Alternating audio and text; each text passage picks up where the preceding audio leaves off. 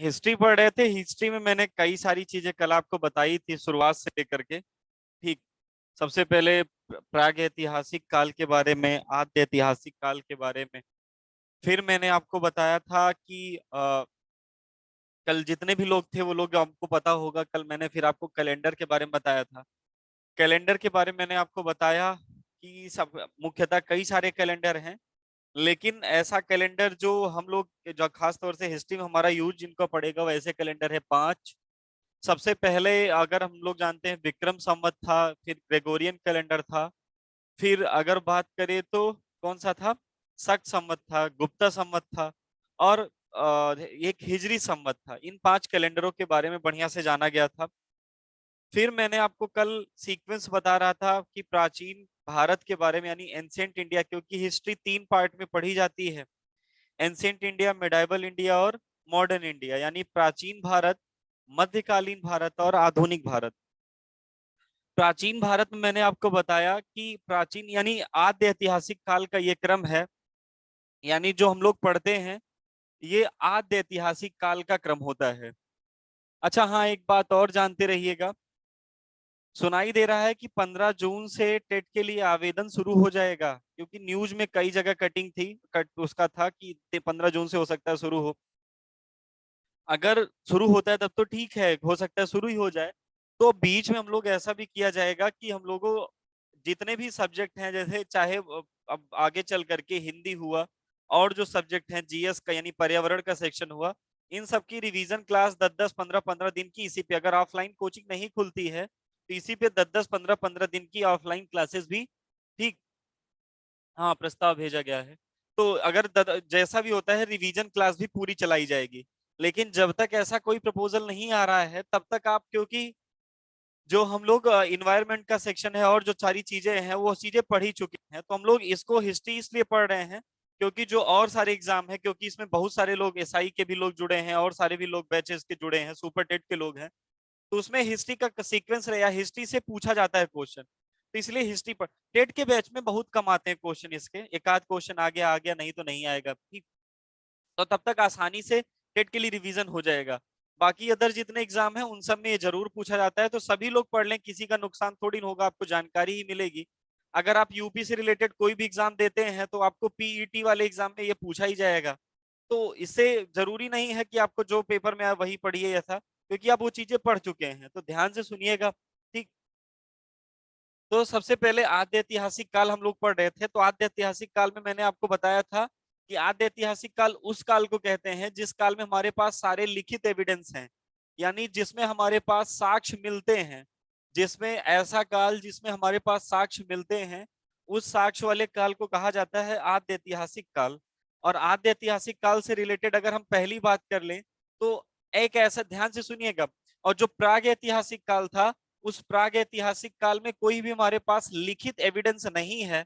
बस हम लोग क्या करते हैं, ये कल वाला एक बार जल्दी जल्दी रिवीजन कर लेते हैं जो कल नहीं आए थे। हाँ, पेट में हिस्ट्री से ज्यादा क्वेश्चन आता है, वही मैं कह रहा हूँ। तो हर पेपर में, ठीक,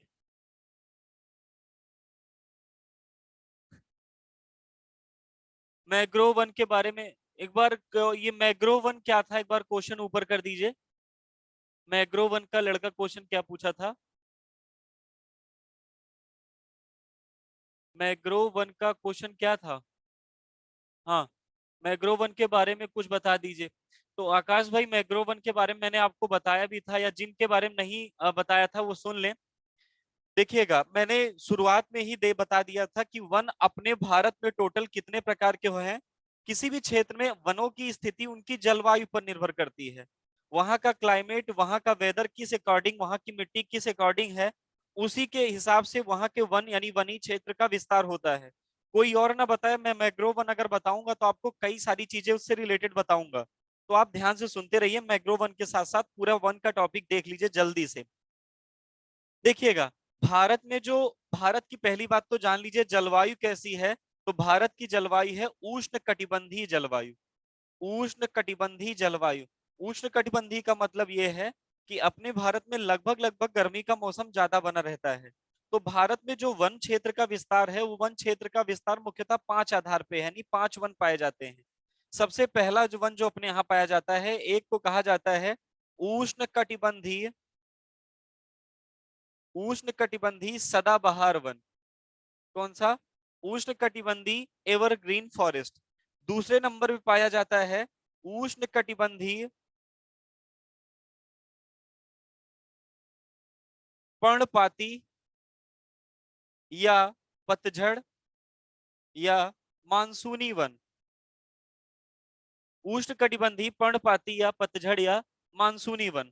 फिर अगर आपसे बात कर ले तो तीसरे नंबर पे पाया जाता है एक जिसको बोला जाता है उष्ण कटिबंधीय कटीले वन। चौथे नंबर पे पाया जाता है जिसका नाम है उष्ण कटिबंधीय कटीले वन हो गया। चौथे नंबर पे एक पाया जाता है जिसका नाम क्या है पता है आपको?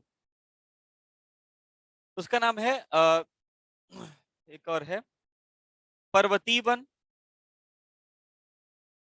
पर्वतीय वन के बारे में लास्ट में है पांचवें नंबर पे जिसको बोला जाता है मैग्रोव वनस्पतियां या अनूप वन या वेलांचली वन। भैया इसी को आकाश भाई एक और नाम दिया गया है स्वैम्प फॉरेस्ट। इंग्लिश में इसको कहा जाता है स्वैम्प फॉरेस्ट। हाँ, सबके बारे में बताऊंगा एक एक करके, सबके बारे में बता रहा हूँ, पांचों के बारे में। तो सबसे पहले ये जो वन है, ये वन कहते किसे? तो किसी विशेष एक भूभाग पर पाए जाने वाले जो वनी क्षेत्र, वनस्पतियां वनस्पतियां जो अगर आप ऐसे कह सकते हो जिनको मनुष्य के बिना हस्तक्षेप के यानी बिना मानवीय हस्तक्षेप के जिनको उगाया जाता है वो वनस्पतियों में आते हैं। और उन्हीं वनस्पतियों का एक टॉपिक होता है वन। हमारे यहाँ अपने यहाँ जो वन पाए जाते हैं वो 5 टाइप के होते हैं। सदाबहार वन। सदाबहार वन क्षेत्र का विस्तार उस क्षेत्र में यानी सदाबहार वन उन जगह पर पाए जाते हैं जहां साल भर यानी एक वर्ष की अगर बात कर ली जाए तो एक वर्ष में 200 सेंटीमीटर से ज्यादा बारिश जहां होती है ऐसे क्षेत्र। अरे निहारिका जी, किसी ने वन पूछ लिया था, थोड़ा सा मैं बता दूं फिर उसके बाद मैं आता हूं फिर तुरंत। ठीक। ऐसे क्षेत्र जहां 200 सेंटीमीटर से ज्यादा बारिश होती है वहां पर पाया जाता है सदाबहार वन। फिर दूसरे नंबर पे पाया जाता है ऐसे क्षेत्र जहां 70 से 200 सेंटीमीटर के बीच में बारिश होती है वहां पर पाया जाता है पर्णपाती वन। ऐसे क्षेत्र जहां 50 सेंटीमीटर से कम बारिश होती है, जहां पर पानी ज्यादा नहीं होता है, वहां पर पाया जाता है कटीले वन। ऐसे क्षेत्र जो 2000 से 4000 मीटर की ऊंचाई पर मिलते हैं ऐसे वन। ठीक। ऐसे वन ध्यान से सुनिएगा, तुरंत चलेगी रश्मि जी, तुरंत चलेगी, तुरंत। बस ये वन वाला क्वेश्चन एक बार पूछा जिसने, बता दूं उसको। 2000 से 4000 मीटर की ऊंचाई पर जो क्षेत्र वन मिलते हैं उन्हें कहा जाता है पर्वतीय वन। मैग्रोव या अनूप या वेलांचली वन उन क्षेत्रों में पाया जाता है जहां पर दलदली स्थान, जो किसी नदी का कछारी वाला इलाका होता है, जो किसी नदी का दलदली क्षेत्र होता है, उन क्षेत्रों में जो वन मिलते हैं उन्हीं वनों को कहा जाता है कौन सा? वनस्पति, सॉरी मैग्रोव वनस्पतियां। ठीक। आकाश भाई ये आपका था जो आपने पूछा था। देखिएगा, कल मैंने जो बताया था जितने भी लोग आ गए हैं उन लोगों ने, जितने लोग कल क्लास लिए थे सबको पता होगा।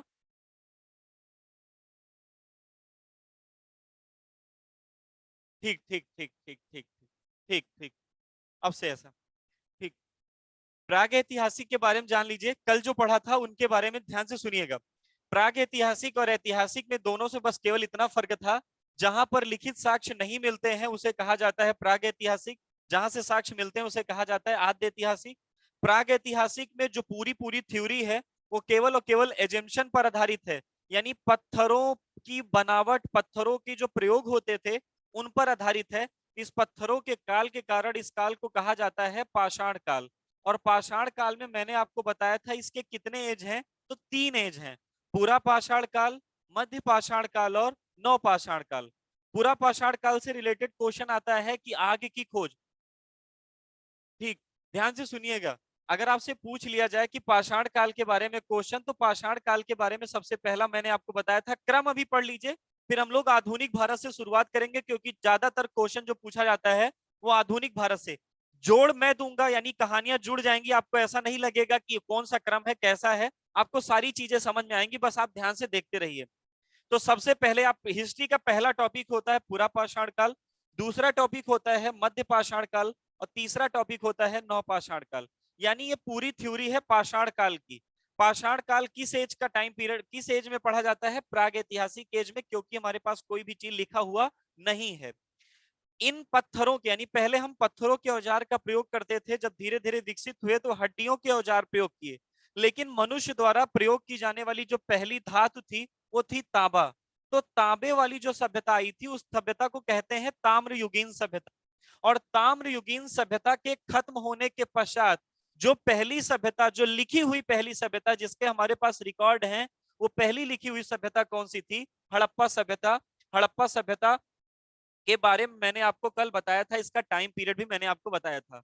हड़प्पा सभ्यता के बाद आर्यों की सभ्यता, कल एक बार जो पढ़े थे जल्दी जल्दी रिवीजन कर लीजिए, ठीक। हड़प्पा सभ्यता के बाद अगर आगे बढ़े तो हड़प्पा सभ्यता के बाद आगे नंबर पे आता है जिसको बोलते हैं वैदिक। आर्यों की जो सभ्यता थी, आर्यों की सभ्यता का मतलब ये था कि जो आर्य अर्थात श्रेष्ठ वर्ग, आर्य का मतलब ही होता है श्रेष्ठ या कुलीन। आर्यों की जो सभ्यता थी वो सभ्यता कैसी थी? वैदिक सभ्यता। वो कैसी थी? वैदिक सभ्यता। और वैदिक सभ्यता की जानकारी हम लोगों को किससे मिलती है? तो वेदों से मिलती है। किससे मिलती है? वेदों से मिलती है। किससे? वेदों से मिलती है। दूसरा आपसे पूछ लिया जाए वेदों की संख्या कितनी है, तो 4 है। वेदों की, हर वेद के उपवेद हैं, सबके उपनिषद हैं, ठीक। ये सारे रिलेटेड, यानी इनसे जो किताबों से रिलेटेड वेद कितने हैं, उपवेद कितने हैं, उपनिषद कितने हैं, इन सब से महाकाव्य कितने हैं। जैसे भारत का पहला महाकाव्य कौन सा था? तो भारत का पहला महाकाव्य था कौन सा? तो महाभारत। महाभारत का पुराना नाम अगर आपसे पूछ लिया जाए, महाभारत का पुराना नाम क्या था? जय संहिता। महाभारत का पुराना नाम क्या था? जय संहिता। तो इनकी जो सांख्य दर्शन कितने, क्यों, किसने लिखा था, दर्शन कितने हैं, तो ये सारी चीजें इनके किताबों से भी पूछे जाते हैं। इन वेदों की सभ्यता में, यानी वेदों से इसकी जानकारी मिलती है। और इन वेदों की सभ्यता को कितने भागों में बांटा गया है? 2। एक सभ्यता थी जिसको हम लोग बोलते हैं ऋग वैदिक एज, और एक होता है इसका है उत्तर वैदिक एज। ऋग वैदिक और उत्तर वैदिक एज। अगर आपसे पूछ लिया जाए कि ऋग वैदिक एज और उत्तर वैदिक एज के आगे बढ़ते हैं, जैसे जल्दी जल्दी रिवीजन चल रहा है, बाकी हम लोग मगध से उठाएंगे, यानी मौर्य साम्राज्य के उदय से उठाएंगे और आगे की कहानी ले चलेंगे, क्योंकि कल मौर्य तक हो चुका था। समझ पा रहे हैं? ऋग वैदिक एज, ऋग वैदिक एज में ही सबसे पहली बात अगर आपसे पूछ लिया जाए, ऋग्वेद के 10वें मंडल में, ऋग्वेद के 10वें मंडल के पुरुष सूक्त में सबसे पहली बार जाति व्यवस्था, जाति व्यवस्था हम ना कहें, हम कह दें वर्ण व्यवस्था का पहला वर्णन हुआ था। लेकिन ये वर्ण व्यवस्था किस आधार पर थी? कर्म के आधार पर थी ये। लेकिन जब उत्तर वैदिक काल आया तो यही वर्ण व्यवस्था किस आधार पर हो गई? जाति के आधार पर, यानी जन्म के आधार पर। और वर्ण कितने थे? वर्ण थे 4, ठीक। हाँ, वर्ण कितने थे? वर्ण थे 4, ब्राह्मण, क्षत्रिय, वैश्य और शूद्र थे। जो वैश्य और शूद्र थे उनका जब जन्म के आधार पर हो गया, यानी शूद्र के पहले था कर्म के आधार पर कि अगर देश की रक्षा करते हैं, नारी जगत की रक्षा करते हैं, समाज की रक्षा करते हैं तो क्षत्रिय होंगे। अनेक कोई धर्म आदि का कार्य करते हैं, लोगों को अज्ञानता से ज्ञानता की ओर लेकर जाते हैं तो ब्राह्मण कहलाएंगे। पशुपालन या व्यापार करते हैं तो आप वैश्य कहलाएंगे। तो जो पूरा ये थ्योरी थी कर्म पर, जब उत्तर वैदिक काल आया तो वो थ्योरी किस पर चेंज हो गई थी? जन्म पर चेंज हो गई थी, ठीक। भैया 10वें मंडल के पुरुष सूक्त में, 10वें मंडल के पुरुष सूक्त में पहली बार जाति व्यवस्था का, जब मैं लिखवाऊंगा तो ये सारी चीजें लिखवाऊंगा। अभी तो आप केवल सीक्वेंस एक अपनी दिमाग में थ्योरी बना लीजिए बस, कि ऐसे ऐसे सीक्वेंस से ये घटनाएं घटित थी। तो जब उत्तर वैदिक काल आया तो लास्ट की 2 जातियों का, जो लास्ट के 2 वर्ण थे उनका अत्यधिक शोषण हुआ। और जब किसी का शोषण होता है तो अपने लिए अलग एक रास्ता ढूंढता है। जैसे आप ही का शोषण हो, मेरा शोषण हो, किसी का शोषण हो, तो शोषण 1-2 दिन, 10 दिन, 15 दिन, 1 साल तक हो सकता है। उसके बाद आप उससे इजात होना चाहते हैं, उससे अलग होना चाहते हैं। तो लोगों ने मिल करके अपने लिए अलग धार्मिक आंदोलन, यानी अपने अपने अलग एक सोशल, एक धार्मिक रिलीजियस रिफॉर्म किया था, धार्मिक आंदोलन किया, और सनातन से अलग होकर के अलग अलग धर्मों की स्थापना की। उन अलग अलग धर्मों में मेजर पार्ट में अगर बात किया जाए तो सबसे पहले आता है जैन धर्म, बौद्ध धर्म, शैव धर्म, शाक्त धर्म, वैष्णव धर्म, ऐसे करके अलग अलग, यहूदी धर्म, पारसी धर्म, बहुत सारे धर्मों की स्थापना हुई। जब धर्म बट गए, जब धर्म बटे तो लोगों का एरिया बटा, लोगों का दायरा बटा, लोग अलग अलग, जहां पहले हम लोग पता ही नहीं रहता था हमारा परिवार कौन है, हमारा कुनबा कौन सा, जैसे जानवर रहते हैं वैसे हम लोग रहते थे। हड़प्पा सभ्यता में थोड़ा अपना एरिया डिसाइड हुआ, अपना परिवार डिसाइड हुआ। वैदिक सभ्यता में अपना धर्म डिसाइड हुआ, अपनी पहचान, अपनी जाति डिसाइड हुई। लेकिन आगे चल करके उसी धर्म या जाति के कारण लोग अलग अलग होना शुरू हुए। जब अलग अलग हुए तो जिन क्षेत्रों में लोग निवास करते थे उन क्षेत्रों को कहा जाने लगा जनपद, इस हिसाब से बटे थे। इन जनपदों में जो पूरा भारत बटा हुआ था वो मुख्यतः कितने रूपों में बटा था? 16 महाजनपदों में। इन 16 महाजनपदों के नाम मैंने कल आपके बोर्ड पे लिखे थे। 16 महाजनपदों में ध्यान से सुनिएगा। वेरी गुड भैया। ठीक, इन महाजनपदों में ध्यान से सुनिएगा, इन महाजनपदों में जिन 4 महाजनपदों से रिलेटेड ज्यादा क्वेश्चन बनते हैं वो एक था कौशल, दूसरा था अवंती, तीसरा है मगध और चौथा है वत्स। ये 4 महाजनपद प्रमुख थे जो आपस में मेजर रूप से लड़ा करते थे। लेकिन एक ऐसा महाजनपद जिसने पूरे भारत को एक किया था, एक ऐसा महाजनपद जो जिसके राजाओं ने मिल करके पूरे सभी 16 महाजनपदों के राजाओं को हरा करके सबको एक में जोड़ा, वो महाजनपद कौन सा था? मगध था। फिर मगध के बारे में मैंने कल आपको बेसिक जानकारियां दी थी। बेसिक जानकारियां क्या थी कि मगध साम्राज्य की अगर बात की जाए तो वर्तमान समय में बिहार का जो मिड वाला एरिया है, जो बिहार का मध्य क्षेत्र है, उस मध्य क्षेत्र में मगध था शुरुआती दौर में। मगध क्षेत्र की स्थापना या मगध का जो फाउंडर था वो मगध के फाउंडर थे बृहद्रथ। मगध के फाउंडर कौन थे? बृहद्रथ। तो बृहद्रथ इकलौते थे, तो बृहद्रथ के नाम पर एक वंश भी बना था, बृहद्रथ वंश। लेकिन जैसे ही राजा बृहद्रथ की मृत्यु हुई उस पर दूसरे वंश की स्थापना हुई, यानी मैं यहां पर लिख रहा हूं, ध्यान से सुनिएगा। मगध कल मैंने बताया भी था। तो मगध के बारे में सबसे पहले कौन सा वंश आया? तो बृहद्रथ वंश आया। बृहद्रथ के बाद अगर आपसे दूसरे नंबर पे बात कर ली जाए, दूसरे नंबर पे कौन सा वंश था? तो दूसरे नंबर पे था हर्यक वंश। ये वंश के नाम लिख रहा हूं मैं। हर्यक के बाद तीसरे नंबर पे बात कर ले तो तीसरे नंबर पे आया था कौन सा वंश? तो शिशुनाग वंश आया था। शिशुनाग के बाद अगर बात कर ले चौथे नंबर पे आया था नंद वंश। इन 4 वंशों ने यानी 4 बड़ी पार्टियों ने, 4 बड़ी पार्टियों ने किस पर शासन किया था? हाँ, 4 बड़ी पार्टियों ने, इन 4 बड़ी पार्टियों ने किस पर शासन किया था? मगध पर। तो हर पार्टी में अलग अलग नेता होता है। अगर बृहद्रथ वाली पार्टी की बात करें तो इसमें केवल एक ही नेता था जिसका नाम था राजा बृहद्रथ। ठीक। अगर हर्यक वाली पार्टी की बात करें तो इसमें 4 बड़े नेता थे। सबसे पहले नंबर पे था, अगर आपसे कभी पूछ लिया जाए मगध का वास्तविक संस्थापक कौन व्यक्ति है? मगध का वास्तविक संस्थापक था बिंबिसार। दूसरे नंबर पे अगर आपसे बात कर ली जाए, ध्यान से सुनिएगा, बिंबिसार के बाद दूसरे नंबर पे कौन आया था? तो दूसरे नंबर पे आया था अजातशत्रु। कौन आया था? अजातशत्रु आया था। तीसरे नंबर पे कौन आया था? तो तीसरे नंबर पे आया था उदयन। कल इनके नाम हो चुके थे लेकिन जो लोग नहीं आए थे उनके लिए है ये, एक बार जल्दी जल्दी देख लें। ठीक, शूद्र डायनेस्टी केस में भाई आगे आ रहा है, 2 मिनट रुक जा। ठीक, उदयन। उदयन के बाद चौथे नंबर पे कौन था? तो उदयन के बाद चौथे नंबर पे थे नागदाशक। नागदाशक की जब मृत्यु हुई तो हर्यक वंश खत्म हो गया, यानी ये वाली पार्टी का शासन चला गया। इस पार्टी के शासन के जाने के बाद जो दूसरी पार्टी आई, हाँ उदयन तो है भैया, ये उदयन है, ये उदयन है। किसने लिखा है? बहुत छोटा छोटा नाम लिखा है, उदयन है। नहीं, ज्यादा नहीं पढ़ा है, केवल एक दिन चला है बस। अभी तो केवल क्रम चल रहा था, अभी किसी के बारे में कुछ भी नहीं लिखवाया गया। अभी पूरा क्रम चलेगा देश की आजादी तक। केवल सीक्वेंस आप अपने दिमाग में रखिए, पूरी घटनाएं याद रहेंगी आपको। शिशुनाग आया। जब शिशुनाग आया तो शिशुनाग सबसे पहले, दूसरी पार्टी था तो शिशुनाग जब वंश आया तो शिशुनाग सबसे पहले, नाम भी राजा का भी नाम था प्लस ये वंश भी था। ठीक, शिशुनाग गद्दी पर बैठा। शिशुनाग की मृत्यु के बाद उसका लड़का गद्दी पर बैठा था जिसका नाम था कालाशोक।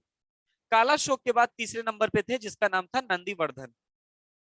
फिर इसके बाद आया, ये खत्म हुआ वंश तो फिर आया नंद वंश। नंद वंश में पहले राजा थे महापद्मानंद। कौन थे? महापद्मानंद थे। फिर इसके बाद दूसरे नंबर पे कौन थे? घनानंद। ठीक, कौन थे? घनानंद। तो ये 4 बड़े शासक थे, सॉरी ये 4 बड़े राजवंश थे जिन्होंने मौर्य साम्राज्य के उदय होने से पहले, यानी भारत के निर्माण से पहले मगध पर शासन किए थे। ये 4 बड़े वंश थे जिन्होंने भारत के निर्माण होने से पहले मगध, एक छोटे से जनपद पर, एक छोटे से महाजनपद पर शासन किए थे। अच्छा, इसमें से कौन सा ऐसा वंश है, अच्छा मैं बार बार कह रहा हूं, इसमें से नाम दे करके वंश मिलान करने के लिए पूछा जाता है। इनमें से कौन सा ऐसा वंश है जिसको पितृहंता वंश ना कहा जाता है? कौन सा ऐसा वंश है जिसको पितृहंता वंश यानी पिता को मारने वाला वंश कहा जाता है? अधिकतर लोगों को पता होगा। हट लड़के, नंद वंश बता रहे धर्मेंद्र वर्मा। हरियक, very good. हरियक वंश एक ऐसा वंश है, ध्यान से सुनिएगा, हरियक वंश एक ऐसा वंश है जिसको पितृहंता वंश कहते हैं, क्योंकि इसमें जितने भी राजा गद्दी पर बैठे थे, बिंबिसार को छोड़ दिया जाए तो अजात शत्रु जब बैठा तो अपने पिताजी को मारा, उदयन जब गद्दी पर बैठा अजात शत्रु को मारा, नागदासा जब गद्दी पर बैठे उदयन को मारे, यानी सभी लोगों ने अपने पिता को मार करके ही गद्दी धारण की थी। इतनी बात समझ पाए कि नहीं आप? कल इतना तक हो चुका था।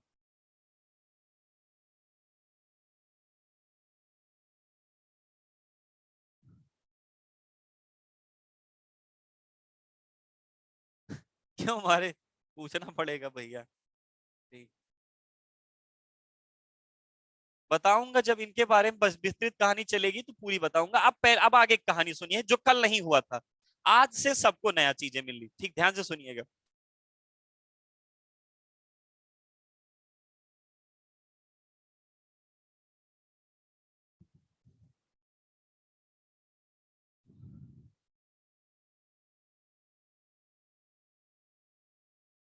देखिएगा, ये उस समय का भारत का एक रफली मानचित्र है। ये उस समय का ध्यान, हाँ मौर्य वंश से हेडिंग डलवाए थे, वहीं से करना है। मौर्य वंश हेडिंग पड़ी थी, वही है, ये वहीं से शुरू करना है हम लोगों को। देखिएगा, मैंने आपको बताया कंबोज यहां पर था। मैं नाम लिख दूं अगर छोटा छोटा तो आपको कंफ्यूजन ना होगी। कंबोज यहां पर था, गांधार यहां पर था। एकदम ध्यान से समझिएगा, बड़े इत्मीनान से समझिएगा।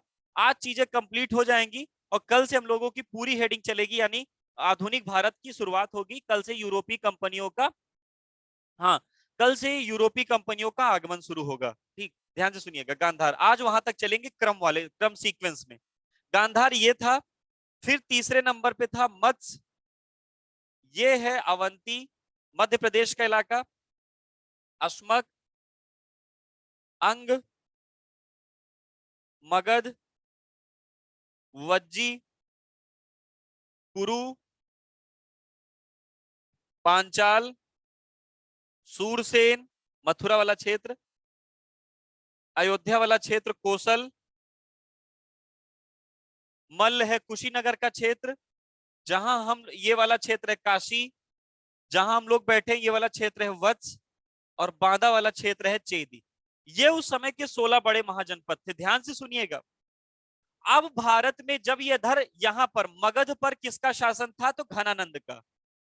और सभी लोग, मगध का इतना छोटा क्षेत्र, अवंती का इतना क्षेत्र, सबका क्षेत्र अलग अलग था, कोई किसी से मतलब नहीं रखता था। अगर मतलब था तो केवल झगड़े का था, यानी झगड़ा होगा तभी मतलब था। एक दूसरे के क्षेत्र को कब्जा करना चाहते थे, बाकी और कोई मतलब किसी से नहीं था। अब भारत पर इसी समय विदेशी आक्रमण होने वाला था। भारत पर अगर आपसे क्वेश्चन पूछ लिया जाए कि भारत पर पहला विदेशी आक्रमण किसने किया था, तो ईरान ने किया था। और ईरानियों में किस वंश ने किया था? तो ईरानियों में एक वंश है हखमनी वंश, हखमनी वंश ने किया था। दूसरा आक्रमण किसने किया था? यूनानियों ने किया था। यूनान से कई सारे आक्रमण हुए, लेकिन यूनान का दूसरा आक्रमण जिसने किया था वो था सिकंदर, और यही आक्रमण मेन था। अलेक्जेंडर इसी का नाम। सिकंदर एक ऐसा व्यक्ति था जिसने विश्व विजय का सपना बड़ी कम उम्र में देख लिया था कि मुझे पूरे विश्व को जीतना है, और इसी विश्व को जीतने की लालसा में ये जगह जगह पर आक्रमण कर रहा था। इसके पास इतनी बड़ी सेना थी कि कोई भी राजा इसके सामने टिक नहीं पाता था। हाँ, कोई भी राजा इसके सामने टिक नहीं पाता था। जब ये यूनान से आएगा आक्रमण करने, यानी इधर से जब आएगा आक्रमण करने, तो आप बताओ सबसे पहले कौन सा एरिया पड़ेगा? सबसे पहले कौन सा एरिया पड़ेगा, बताइए सभी लोग। जब ईरान से कोई आक्रमण, यूनान से कोई आक्रमण करने आएगा तो सबसे पहला कौन सा एरिया पड़ेगा इन 16 महाजनपदों में? Very good, Gandhar. Very good, कौन सा? गांधार। और गांधार की राजधानी क्या है? तक्षशिला।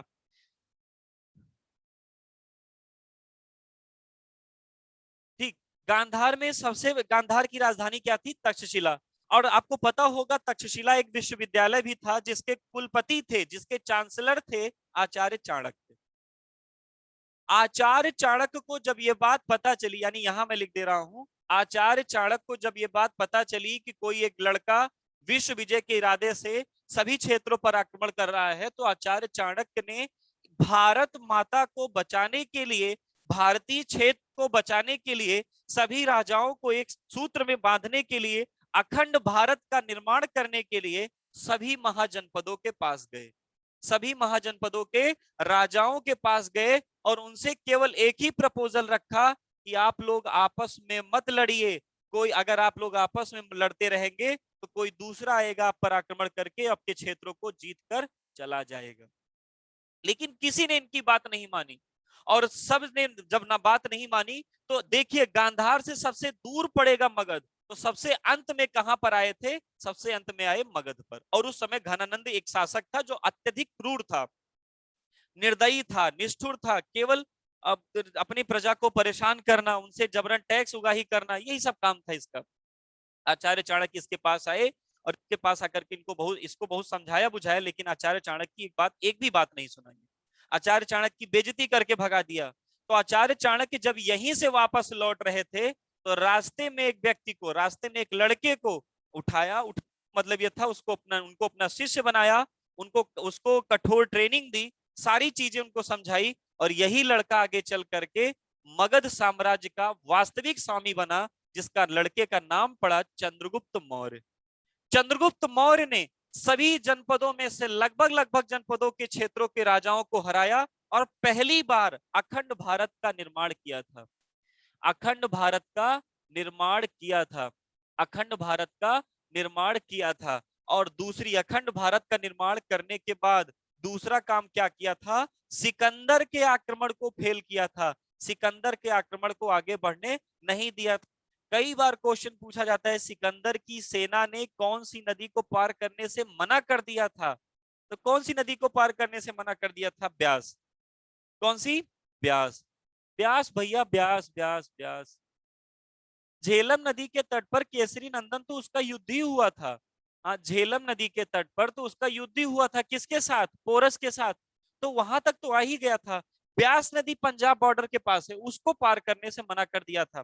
क्यों मना कर दिया था, इसके बारे में बहुत सारी कहानियां हैं, लेकिन अब भारत की गद्दी पर आचार्य चाणक्य की सहायता से कौन बैठ गए हैं, चंद्रगुप्त मौर्य, और यहीं से वास्तविक भारत की शुरुआत होती है। ध्यान से सुनिएगा, चंद्र मौर्य वंश, मगध साम्राज्य पर शासन करने वाला पांचवा वंश। घनानंद के बाद, घनानंद के बाद यानी नंद वंश के बाद मगध साम्राज्य की गद्दी पर कौन बैठा था, थक गई थी नहीं, खुशबू श्रीवास्तव। मगध, देखिएगा हुआ क्या था, उसमें कई सारे थे, घटनाएं हैं, कहानी है, बाद में बताऊंगा आपको। देखिएगा, मगध साम्राज्य पर शासन करने वाला जो पांचवा वंश था वो था मौर्य वंश। मौर्य वंश के पहले राजा कौन थे, चंद्रगुप्त मौर्य। चंद्रगुप्त मौर्य के बाद इनके पुत्र गद्दी पर बैठे, जिनका नाम क्या था, बिंदुसार। बिंदुसार के बाद तीसरे नंबर पे गद्दी पर कौन बैठा, तो उनका नाम था अशोक। अशोक के बाद ऐसे कई लोग बैठे, सबसे अंतिम में कौन थे, दशरथ मौर्य। एक व्यक्ति थे दशरथ मौर्य, अंतिम मौर्य शासक थे। देखिएगा पूरा भारत, हाँ बड़े बड़े लिखे प्लीज, बड़ा बड़ा तो लिख रहा हूं भाई। देखिएगा लगभग 12 से 13 महाजनपदों को किसने जीता, चंद्रगुप्त मौर्य ने। अखंड भारत का पहला रफली मानचित्र किसने बनवाया, चंद्रगुप्त मौर्य ने। बिंदुसार ज्यादा बड़ा काम कोई नहीं कर सके, ध्यान से सुनिएगा, बिंदुसार ज्यादा बड़ा काम नहीं कर सके, ध्यान से सुनिएगा। चंद्रगुप्त मौर्य उस बड़े से, यानी 12 से अधिक भागों में, 12 से अधिक भागों में, 12 से अधिक क्षेत्रों में और क्षेत्रों को किसने मिलाया था, तो पूरे भारत का एक जो मानचित्र बना था वो किसके शासनकाल में बना था, अशोक के शासनकाल में। लेकिन अशोक ने किया क्या, अशोक का आपको एक युद्ध पढ़ाया जाएगा। अशोक ने एक लड़ाई लड़ी थी, कलिंग का युद्ध, और उसमें अत्यधिक मात्रा में खूनी संग हुआ था।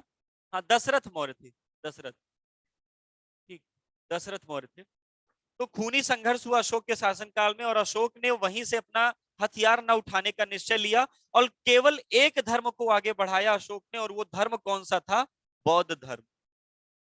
जब भी कोई राजा, ध्यान से सुनिएगा, पूरा भारत यही बन जाता और भारत में कभी भी फूट ना पड़ती अगर अशोक ने ये नीति ना अपनाई होती। क्योंकि राजा कभी भी अगर एक धर्म को आधार बनाकर शासन करेगा तो जाहिर सी बात है अदर धर्म वाले लोग उसका सपोर्ट करना मना कर देंगे। अर्थात किसी भी राजा के द्वारा, जो भारत में एक संविधान की प्रस्तावना में एक शब्द लिखा गया है पंथ निरपेक्ष, पहले तो नहीं था, इसे 42वां संविधान संशोधन के द्वारा जोड़ा गया। इस पंथ निरपेक्ष को इंग्लिश में क्या कहते हैं पता है आपको? सेक्युलर। ये यहीं से सीखा जा सकता है कि अगर कोई राजा, अगर कोई जो आपका शासन करने वाला व्यक्ति है, हाँ, अगर कोई शासन करने वाला व्यक्ति है, कोई आपका शासक है, अगर वो किसी एक धर्म को लेकर चलेगा तो कभी भी राष्ट्र की महत्वाकांक्षा आगे बढ़ ही नहीं सकती है। इसलिए जो भी आपका शासक हो, जो आपको लीड करने वाला हो, उसके अंदर पहली बात तो ये भावना होनी चाहिए सेक्युलर की। सभी धर्मों को, जिस राष्ट्र का कोई धर्म नहीं है, जिस शासक का कोई धर्म नहीं है, वो बात सिखाता है पंथ निरपेक्ष या धर्म निरपेक्ष। अशोक ने यही गलती की थी कि अशोक ने एक विशेष धर्म को आगे बढ़ाया और अशोक की मृत्यु के बाद जो भारतीय जनता ने मौर्य साम्राज्य को अपना सपोर्ट दिया था, वो सपोर्ट तुरंत छीन लिया। जब अपना सपोर्ट छीना तो पूरा भारत छोटे छोटे क्षेत्रों में बट गया। जैसे उस समय जो बटा, सबसे पहले एक वंश आया जिसका नाम था शुंग वंश।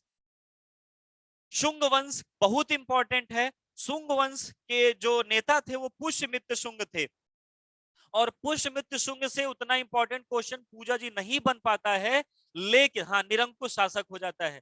पूजा जी सबसे बढ़िया क्वेश्चन इससे बन सकता है शुंग वंश से कि शुंग वंश के जो पुष्यमित्र शुंग थे उनके दरबारी व्यक्ति कौन थे। पुष्यमित्र शुंग के दरबारी एक व्यक्ति थे जिनका नाम था पतंजलि। बाबा रामदेव के जो गुरु हैं, यानी भारत में योग दर्शन के जो जनक हैं वो पतंजलि हैं। और पतंजलि किसके दरबारी थे? पुष्यमित्र शुंग के। पतंजलि ने एक पुस्तक लिखी है महाभाष्य। पतंजलि ने एक पुस्तक क्या लिखी है? महाभाष्य। वो किसके दरबारी थे? पुष्यमित्र शुंग के। ये एक हिंदू राजा थे। पूरा भारत बट रहा है, देखिए पहले शुंग वंश में बटा, फिर कर्ण, दूसरा क्षेत्र बटा कर्ण वंश, तीसरा क्षेत्र बटा सातवाहन वंश। इसी समय फिर विदेशी ताकतों ने आक्रमण किया। पहला आक्रमण हुआ हिंद यवन इंडो ग्रीक शासकों का, दूसरा आक्रमण हुआ शकों का, तीसरा आक्रमण हुआ कुषाणों का, सॉरी तीसरा आक्रमण हुआ पहलव का, पहलव यानी पर्शिया का, चौथा आक्रमण हुआ कुषाणों का। यानी जो भारत एक हुआ था चंद्रगुप्त मौर्य अशोक के टाइम पीरियड में, वो अशोक की गलती के कारण फिर छोटे छोटे क्षेत्रों में बट गया और हर जगह पर अलग अलग शासकों ने शासन किया, चाहे वो विदेशी हो चाहे वो भारतीय हो।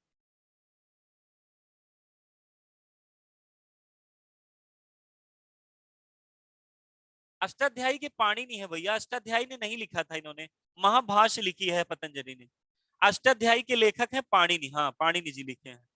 ठीक, अच्छा आपको इतना समझ में आया कि मौर्य साम्राज्य के बाद ये वाला जो वंश आया था, इसी वंशों को यानी इन 7 वंशों को मौर्योत्तर काल कहा जाता है, यानी मौर्यों के बाद का काल कहा जाता है।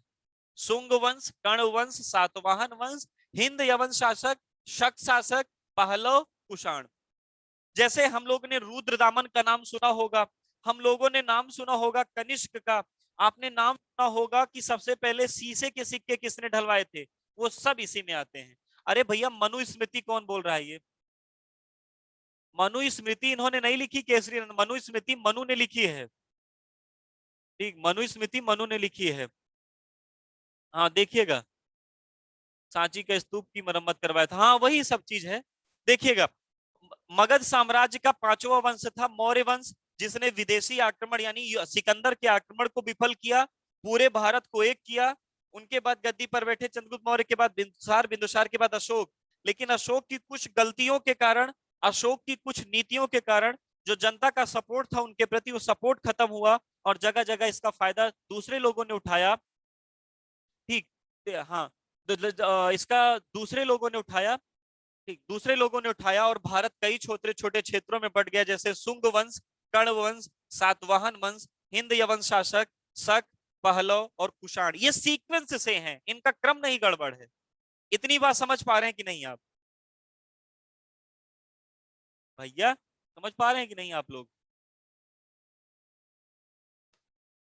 पक्का?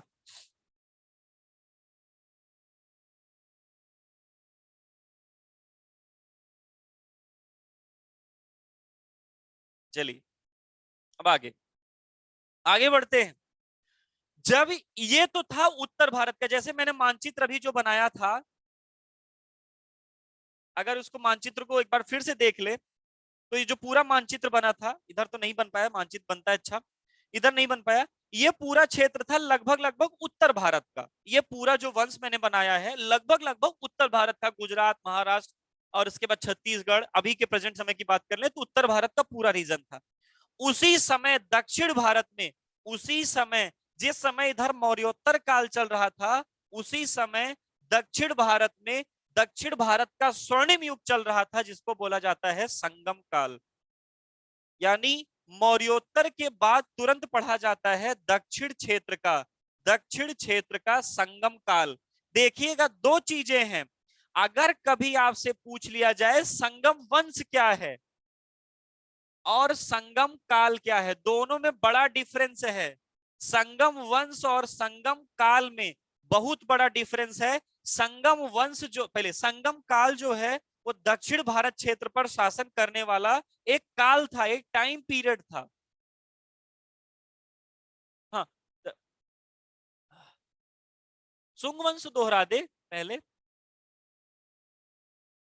ठीक, सुंग वंश पहले दोहराए। देखिएगा, बौद्ध साम्राज्य के पश्चात एक ब्राह्मण राजा थे पुष्यमित्र शुंग, जिन्होंने बौद्ध धर्म से अत्यधिक परेशान होकर के, यानी अशोक की नीतियों से परेशान होकर के हिंदू धर्म को यानी ब्राह्मण धर्म को या सनातन धर्म को पुनः स्थापित करने के लिए शुंग वंश की स्थापना की थी, जिनके दरबारी थे पुष्यमित्र शुंग के दरबारी थे पतंजलि, बहुत इंपॉर्टेंट है। फिर उसी प्रकार कर्ण वंश स्थापित हुआ था, सातवाहन वंश, हिंद यमन पूरा क्षेत्र बटा था। तो ध्यान से सुनिएगा, इसी का मौर्योत्तर काल के तुरंत बाद क्या पढ़ा जाता है, दक्षिण भारत का संगम वंश। दक्षिण भारत का संगम वंश यानी मौर्योत्तर काल के बाद तुरंत आगे वाला टॉपिक यहां जाता है। ये ये पूरा ऊपर का टॉपिक। मैं बार बार ये बताना चाहता हूं आपको, संगम काल कहेगा तो अलग बात है, दक्षिण भारत का संगम वंश। हाँ, नोट्स बनवाएंगे, सब कुछ बनवाएंगे, नोट्स एकदम बढ़िया से बनेगी आपकी, हर टॉपिक लिखा होगा आपके नोट्स में। आज पहले सुन तो लीजिए, ठीक, आज सुन लीजिए पहले। हम फिर देखिए, संगम काल क्या है दक्षिण भारत का, संगम वंश क्या है, तो संगम वंश पर्टिकुलर एक क्षेत्र का, विजयनगर जिसका आज नाम है कर्नाटक, उस क्षेत्र का शासन करने वाली एक पार्टी है जिसका नाम है संगम वंश, जिसके संस्थापक थे हरिहर का संगम वंश। फिर संगम वंश के बाद दूसरा था सालू वंश, फिर इसके बाद था तुलु वंश, फिर इसके बाद चौथे नंबर पे था अराविडु वंश। ये चार वंश ने विजयनगर साम्राज्य पर शासन किया था, विजयनगर यानी कर्नाटक पर। तो संगम वंश अलग एक पार्टी है, और संगम काल पूरे दक्षिण भारत का एक स्वर्णिम टाइम पीरियड है। संगम काल क्या है, संगम काल क्या है, पूरे दक्षिण भारत का एक स्वर्णिम टाइम पीरियड है। तो इसी दौरान पढ़ा जाएगा दक्षिण भारत का संगम काल। फिर आता है उत्तर भारत में, फिर से हम प्रवेश करते हैं, यानी मौर्योत्तर के बाद फिर से उत्तर भारत में जब आते हैं, तो अब जिम्मा उठाया पूरे भारत को एक करने का किसने, गुप्त शासकों ने। किसने, गुप्त शासकों ने, यानी गुप्त डायनेस्टी के लोगों ने। गुप्त डायनेस्टी में अगर बात कर ले तो सबसे पहले राजा थे इनके श्रीगुप्त, श्रीगुप्त के बाद दूसरे थे घटोत्कच,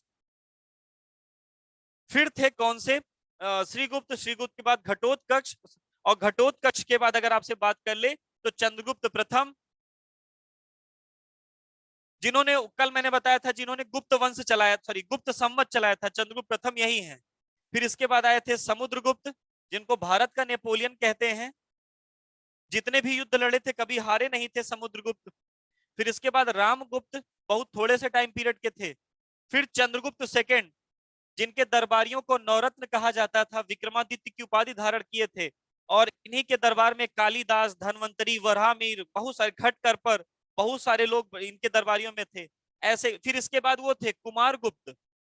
कुमारगुप्त किस लिए इंपॉर्टेंट है, कोई बता दे, कुमारगुप्त किस लिए इंपॉर्टेंट है। कुमारगुप्त से कई बार पेपर में क्वेश्चन पूछे गए हैं, जिसको पता हो वो बता दे कुमारगुप्त से क्या क्वेश्चन पूछा जाता है। Very good. क्या बात है। नालंदा विश्वविद्यालय के फाउंडर, अरे तक्षशिला यहाँ नहीं लोकेश भैया, तक्षशिला तो अफगानिस्तान वाला बेल्ट था, ये तो बिहार का बेल्ट है। तो नालंदा विश्वविद्यालय की स्थापना किसके टाइम पीरियड में हुई थी? तो कुमारगुप्त के टाइम पीरियड में हुई थी। नालंदा, समझ पा रहे हैं कि नहीं? विक्रमशिला विश्वविद्यालय की स्थापना किसके टाइम पीरियड में हुई थी? तो धर्मपाल। हाँ, कुमारगुप्त के टाइम पीरियड में क्या हुआ था? नालंदा विश्वविद्यालय की स्थापना। विक्रमशिला विश्वविद्यालय की स्थापना किसके का टाइम पीरियड में हुई थी? तो धर्मपाल। चलिए देखिएगा, अभी सुन लीजिए पहले। यानी गुप्त शासकों ने पूरा शासन देखा, लेकिन जैसे ही गुप्तों का काल खत्म हुआ, भारत वाले अब अलग होना सीख गए थे। अगर तलवार के दम पर एक किए हैं तो डर बस के हम एक साथ रहेंगे, लेकिन जैसे ही हम लोगों को थोड़ी छूट मिली, वैसे सब लोग अलग अलग, हम हेवन सांग तो बताएंगे, सब लोग अलग अलग होना शुरू हो जाते थे। गुप्तों का टाइम पीरियड जैसे खत्म हुआ, पूरा भारत छोटे छोटे खंडों में टूट गया। भारत छोटे छोटे खंडों में टूट गया। खंडों का मतलब था छोटे छोटे राजाओं के अधीन चला गया। जिसका जैसा मन था वैसे शासन चलाया। जैसे कैसे शासन चला था, ध्यान से सुनिएगा। सबसे पहले अगर हम बात कर ले, तो जैसे वर्धन वंश आया, इसने छोटे से क्षेत्र पर शासन किया। वर्धन के बाद राष्ट्रकूट वंश, राष्ट्रकूट के बाद चोल वंश, चोल के बाद चालुक्य वंश, चालुक्य के बाद परमार वंश, परमार के बाद परमार के बाद अगर बात कर ले तो एक है जिसका नाम है क्या, सोलंकी वंश।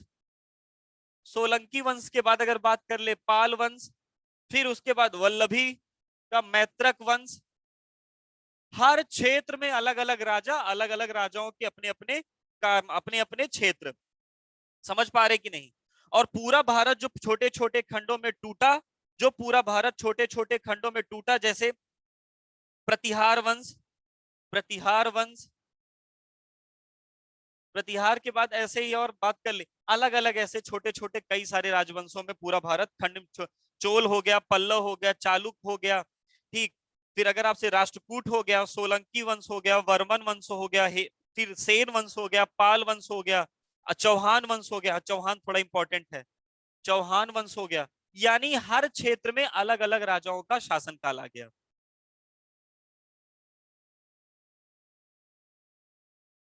भैया याद अभी तो थोड़ी ना होगा, पहली बार अगर आप सुन रहे होंगे तो याद थोड़ी ना होगा पहली बार। ठीक, हाँ लिखवा दे रहे हैं मैं पूरा, ठीक। पहले आपने समझ पाए, अशोक का टाइम पीरियड यानी मौर्य साम्राज्य ये था। मौर्यों के बाद ये पूरा भारत टूटा तो मौर्योत्तर काल। उसी के बाद फिर दक्षिण क्षेत्र का संगम वंश। फिर उत्तर भारत में इन सब को खत्म करने के, इन सातों क्षेत्रों को खत्म करके फिर से जिम्मा उठाया गुप्त शासकों ने और सबको एक किया। और सबको एक करने के बाद जब गुप्त शासक खत्म हुए तो पूरा भारत फिर छोटे छोटे राज्यों में टूट गया। और छोटे छोटे राज्यों में टूटने के बाद अलग अलग क्षेत्रों में शासन चल रहा था।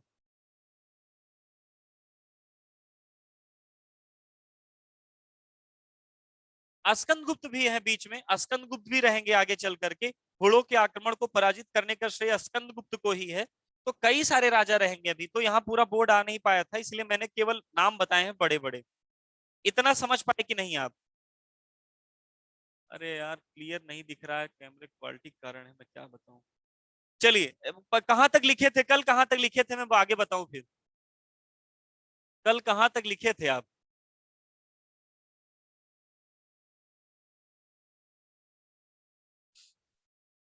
मौर्य तक। क्रम ही तो लिख रहा है, अभी तो केवल क्रम बनाया जा रहा है, नोट्स नहीं बन रही है। अभी केवल सीक्वेंस बन रहा है, किस सीक्वेंस में ये घटनाएं घटित हुई थी। वैदिक सभ्य, पहले हड़प्पा सभ्यता, वैदिक सभ्यता, जाति व्यवस्था का उदय यानी वर्ण व्यवस्था का उदय, धार्मिक आंदोलन, जैन धर्म, बौद्ध धर्म, सारे धर्मों का उदय। फिर जनपदों का उदय, जनपदों के बाद 16 मेजर महाजनपद, जो 16 बड़े जनपद थे। उन जनपदों में जिसने सब पर आक्रमण करके सबको जीता, मगध। मगध पर शासन करने वाले वंशों के नाम, मगध पर शासन करने वाले वंशों का नाम। शासन, मगध पर शासन करने में सबसे पहले बृहद्रथ वंश, दूसरे नंबर पे हर्यक, तीसरे पे शिशुनाग, चौथे पे नंद वंश। विदेशी आक्रमण, सबसे पहला ईरानी आक्रमण, फिर यूनानी आक्रमण। विदेशी आक्रमण को डिस्ट्रॉय किसने किया? आचार्य चाणक्य की सहायता से, चंद्रगुप्त मौर्य ने। फिर मौर्य वंश आया, मौर्य वंश में बिंदुसार, अशोक। अशोक की गलत नीतियों के कारण पूरा भारत फिर टूटा। शुंग वंश, कर्ण वंश, सातवाहन वंश, हिंद यवन, शको, पहलव, उत्कुषाण, ये उत्तर भारत का क्षेत्र। दक्षिण भारत में आया संगम काल उसी समय। उत्तर भारत में इन सातों क्षेत्रों को जब शासन खत्म हुआ तो फिर से एक किया गुप्त शासकों ने। ठीक,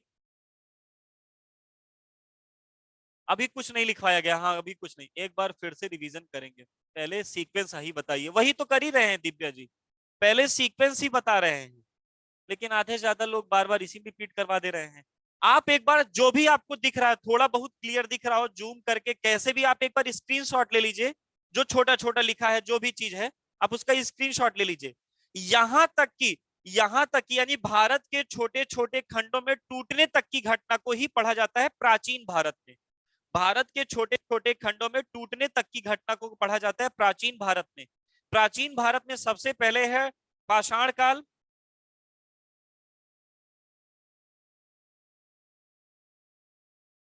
प्राचीन भारत में सबसे पहले है पाषाण काल, दूसरा है ताम्रयुगीन सभ्यता, तीसरा है वैदिक सभ्यता, चौथा है वैदिक सभ्यता, पांचवा है धार्मिक आंदोलन, छठा है धर्मों का विकास होना, फिर महाजनपदों का उदय, मगध साम्राज्य का उत्थान, मगध साम्राज्य के सभी वंशों के नाम व उनसे रिलेटेड राजाओं के नाम, मौर्य साम्राज्य, विदेशी आक्रमण का होना, मौर्य साम्राज्य में इन क्षेत्रों का उदय, इन राजाओं का उदय, अशोक की गलत नीतियों के कारण भारत का फिर से छोटे छोटे खंडों में टूटना यानी मौर्योत्तर काल का उदय।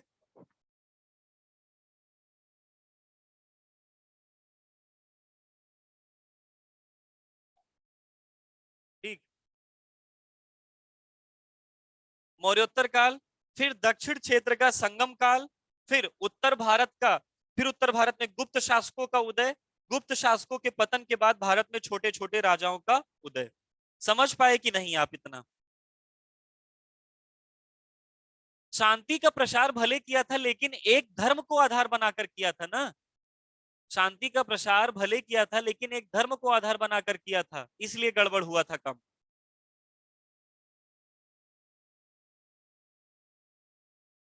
चलिए आगे बढ़े। इतनी घटना है प्राचीन भारत की, जो भी थोड़ा बहुत हो आप देख के एक बार लिख लीजिए। ठीक, फिर इसके बाद की घटना, जब मैं नोट्स बनवाऊंगा तो पूरी चीजें हेडिंग वाइज लिखेंगे हम लोग। जब नोट्स बनाएंगे तो पूरी चीजें हेडिंग वाइज लिखेंगे। अभी केवल पहले हम लोग एक बार सीक्वेंस पूरा पढ़ लिया जाए बस, शुरुआत से लेकर के अंत तक का पूरा सीक्वेंस। हाँ, बुद्ध धर्म अपनाए थे, अशोक ने बौद्ध धर्म अपनाया था, चंद्रगुप्त मौर्य ने जैन धर्म अपनाया था। अशोक ने बौद्ध धर्म अपनाया था और चंद्रगुप्त मौर्य ने जैन धर्म अपनाया था। रफ कर दे इसको, मध्यकालीन भारत पर आया जाए। हाँ एक बार सुन लीजिए सबको, फिर उसके बाद मध्यकालीन भारत पर आया जाए। इतनी घटना है प्राचीन भारत की, इतनी यानी भारत का छोटे छोटे।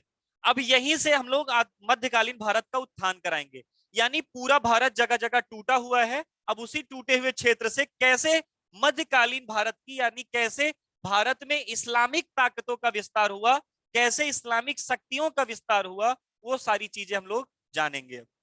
पूरा भारत छोटे छोटे खंडों में टूटा है, यहां आप देख लीजिए इसको, अलग अलग वंश हैं, अलग अलग राजा हैं, कोई एक दूसरे से मतलब नहीं, अगर मतलब है तो केवल झगड़े का, एक दूसरे की जमीन छीनने का, यही केवल मतलब था इनका।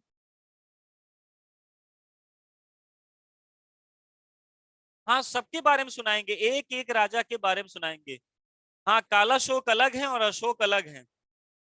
ठीक, सबके बारे में सुनाएंगे। चलिए एक बार देखिएगा।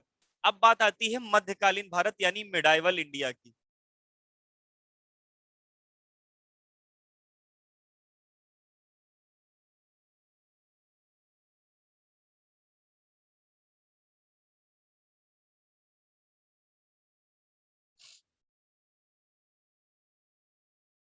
अब कमेंट मत करिएगा, फिर सुन लीजिएगा पहले पूरा मध्यकालीन भारत एक बार अच्छे से।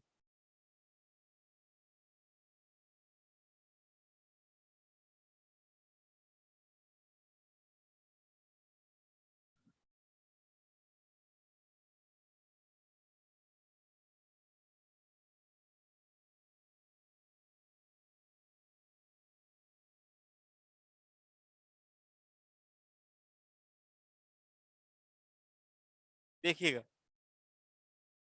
पूरा भारत में अलग अलग, ये जो पॉइंट मैंने बनाए हैं ये पॉइंट मान लीजिए अलग अलग राजाओं के अलग अलग क्षेत्र हैं, सबके अलग अलग, एक दूसरे से कोई मतलब नहीं, सब एक दूसरे से स्वतंत्र हैं, एक दूसरे से झगड़ा करते हैं, किसी से आपस में बात नहीं है, सब कुछ अलग अलग है। ठीक, देखिएगा ये पॉइंट जो बने। इस्लाम धर्म का जो पहला विस्तार हुआ था वो विस्तार हुआ था इस वाले अरब वाले क्षेत्र में। मक्का मदीना का पहला क्षेत्र था, वो मक्का मदीना से धीरे फैलते फैलते फैलते फैलते पूरा जो अरब का डिजर्ट वाला एरिया है, अरब का क्षेत्र जो है पूरा इस वाले क्षेत्र में। यानी अगर वर्ल्ड का मैप आपके पास होगा तो आप देखिएगा भारत की सीमा के बाद जो इधर वाला पूरा यमन हुआ, ओमान हुआ, सऊदी अरब हुआ, पूरा ये वाला जो बेल्ट था, पाकिस्तान अफगानिस्तान पहले अपने ही पार्ट थे, इसके बाद जो पूरा क्षेत्र था इस्लाम धर्म का विस्तार यही हुआ। ठीक, पूरा विस्तार यही हुआ। उस समय पूरा यह क्षेत्र टूटा हुआ था। जब यहाँ के लोगों को, जिन लोगों ने इस्लाम धर्म अपनाया था, ये मेरी बात नहीं है, किताबों में लिखी गई बात है, जिन लोगों ने इस्लाम धर्म अपनाया था, जब उनको पता चला कि भारत एक बड़ा प्रभुत्व देश है, हर चीजें संपदाएं, चाहे वो मिनरल्स के बारे में बात कर ले और सारी चीजों के बारे में बात कर ले, बड़ा एक संपन्न देश है। एक दूसरे राजा आपस में झगड़ा इस बात के लिए करते हैं कि कौन कितना धन लूटेगा, कौन क्या करेगा, कौन नहीं करेगा। तो जहां इस्लाम धर्म का विस्तार था वहां के लोगों ने योजना बनाई कि क्यों ना इस क्षेत्र पर आक्रमण किया जाए, इस पूरे क्षेत्र पर। और आक्रमण करने का केवल दो उद्देश्य था। पहली, धन संपदा को लूटना, ये मेरी बात नहीं है, ये किताबों में लिखा गया है, धन संपदा को लूटना, और दूसरा धर्म का प्रचार, वो किसी न किसी माध्यम से।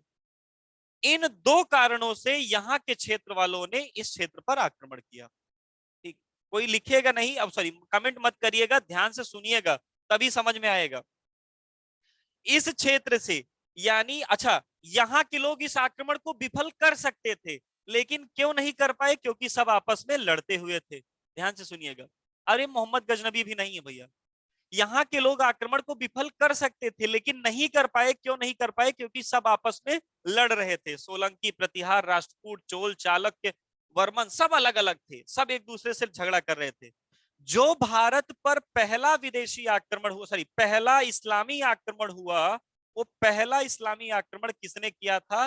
मोहम्मद बिन तुगलक ने, सॉरी मोहम्मद बिन कासिम, मोहम्मद बिन कासिम ने। कब किया था? तो 711 से लेकर के 716 ईस्वी तक, 711 से 716 ईस्वी तक।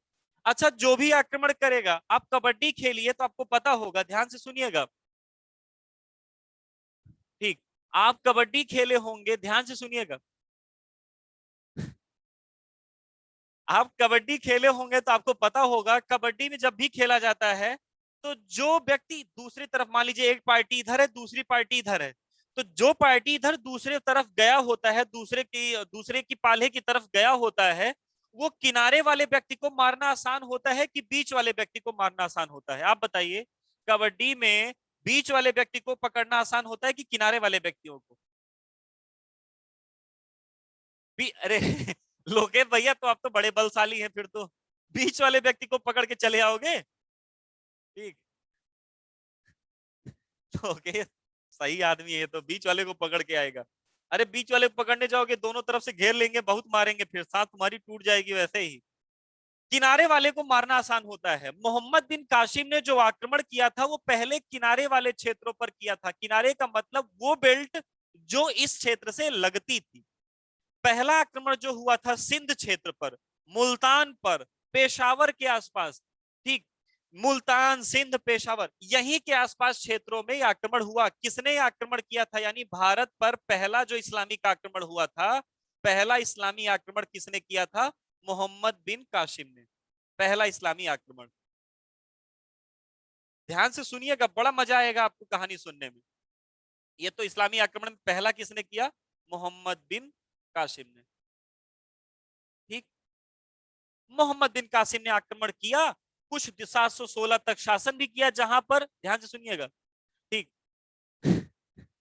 मोहम्मद बिन कासिम ने आक्रमण किया, जहां तक शासन करना था वहां तक शासन किया। 716 में इसकी मृत्यु हुई। जिस क्षेत्र पर इसने शासन किया था वहां कोई और नहीं आया और भारत वाले फिर से इस क्षेत्र पर कब्जा कर लिए। भारत वाले फिर से इस क्षेत्र पर कब्जा कर लिए और इस क्षेत्र पर कब्जा करने के पश्चात, ध्यान से सुनिएगा, फिर से शासन करना। हम बड़ी जल्दी आदती हो जाते हैं, यूज टू हो जाते हैं। ठीक ठीक, हाँ सुनिएगा भैया शिवम पांडे, आप इतना बढ़िया एक्सप्लेनेशन दिए। चलिए, तो जहां तक शासन करना था शासन किए, मर गए, और मरने के बाद फिर से शासन, सारी चीजें फिर चलने लगी। लेकिन भारत वाले इससे कुछ सीखे नहीं, हम आपस में फिर लड़ते रहे। दूसरा विदेशी आक्रमण हुआ, जिस वंश ने या जिस व्यक्ति ने किया था उसका नाम था महमूद गजनवी। उसका नाम क्या था? महमूद गजनवी। महमूद गजनवी से पहले भी, जैसे इनके पिताजी का नाम था सुबुक्तगीन, सुबुक्तगीन के पहले थे पिरित्सगीन, उसके पहले थे अल्पतगीन। ये सारे लोग गजनी साम्राज्य के थे। गजनी यहाँ का एक गांव था, गजनी यहाँ का एक गांव था। उस गांव का एक लड़का था जिसका नाम था महमूद गजनवी। महमूद गजनवी ने भारतीयों में आपसी जो फूट थी उसका फायदा उठाते हुए भारत पर कितनी बार आक्रमण किया था? 17 बार आक्रमण किया। कितनी बार? 17 बार आक्रमण किया। 1000 से लेकर के सन 1035 तक इसने शासन किया। कितनी बार आक्रमण किया था? 17 बार। जिसमें किसी ने भी लिखा सोमनाथ मंदिर पर आक्रमण था 1024-25 में। कई बार आक्रमण किया था महमूद गजनवी के साथ उनके कई इतिहासकार, क्योंकि महमूद गजनवी के 3 दरबारी इतिहासकार पूछे जाते हैं, टेट वाले के पेपर में भी आया है ये। महमूद गजनवी का एक दरबारी इतिहासकार था जिसका नाम क्या था? महमूद गजनवी के 3 दरबारी इतिहासकार थे, जिनमें से एक दरबारी इतिहासकार का नाम आप बता दीजिए जिनके पेपर में आया है क्वेश्चन, ये टेट वालों के। अलबरूनी। कौन थे? Very good, Al-Biruni, Utbi, Firdausi. ये 3 लोग थे किसके दरबार में? महमूद गजनवी के दरबार में। महमूद गजनवी ने 35 आक्रमणों में, सॉरी, 17 आक्रमणों में लगभग लगभग इस बेल्ट पर अधिकार किया। जिन क्षेत्रों को जीता था जीता, शासन किया, और 1035 के बाद इसकी मृत्यु हुई। मृत्यु होने के बाद, ध्यान से सुनिएगा, हाँ 3 लोग थे, अलबरूनी, उतबी, फिरदौसी। इतने क्षेत्रों पर शासन किया, शासन करने के बाद ये मर गया।